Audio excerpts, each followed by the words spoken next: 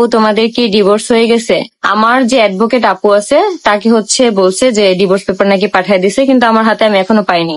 আর কাবিনের টাকা আমি যখন চাইছি বলার পরে বলে যে এখন নাকি দিতে পারবে না, সেটা নাকি পরে দিবে। তো এই কাবিনের ব্যাপারটা আমি ছেড়ে দিলাম, কাবিনের টাকাও লাগবে না। একটা মানুষের যদি অ্যাবিলিটি না থাকে দেওয়ার মতন, তাহলে তো তার কাছ থেকে জোর করে তো আর নেওয়া যায় না। তানিয়া নানি বলল আপনি নাকি আপনার বয়ফ্রেন্ড আলামিনের জন্য চলে আসছেন।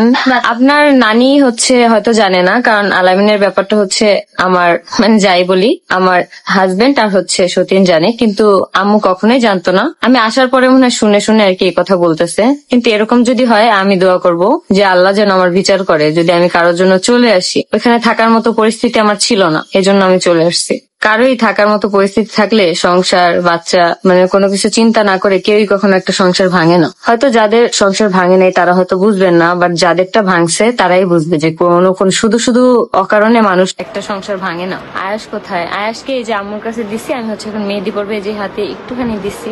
আয়াস বাবা তোমার আম্মুর মতো ভালো মানুষ হবে। অবশ্যই আয়াস আমার মতো ভালো মানুষই হবে, কারণ আয়াসকে সুশিক্ষায় বড় করবো। আমার যতটুকু সামর্থ্য আছে আমার 100% দিয়ে আমি চেষ্টা করব যাতে আমার ছেলে একটা মানুষের মতো মানুষ হতে পারে। বাদ বাকিটা আল্লাহর হাতে। মিতা কেমন আছো? এই তো ভালো আছি। আখি ইসলাম নাম। আপু কেমন আছো? আলহামদুলিল্লাহ ভালো। আসসালামু আলাইকুম আপু, কেমন আছো? লেট হয়ে গেল না আপু? লেট হয়নি, আমি এখন মেহেদি পড়তেছি। মেহেদি পড়া শেষ হলে তোমাদেরকে একটু দেখাবো, আর হয়তো অফ ক্যামেরায় এই হাতে দিব। বাট এই মেহেদিটা এত সুন্দর কালার হয়, তোমরা যদি কেউ না দিয়ে থাকো তাহলে কখনোই বুঝবো না মেহেদিটা এত এত ভালো।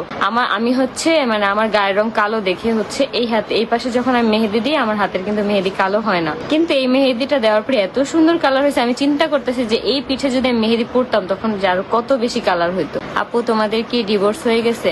আমার যে অ্যাডভোকেট আপু আছে তাকে বলছে যে ডিভোর্স পেপার নাকি পাঠিয়ে দিছে, কিন্তু আমার হাতে আমি এখনো পাইনি।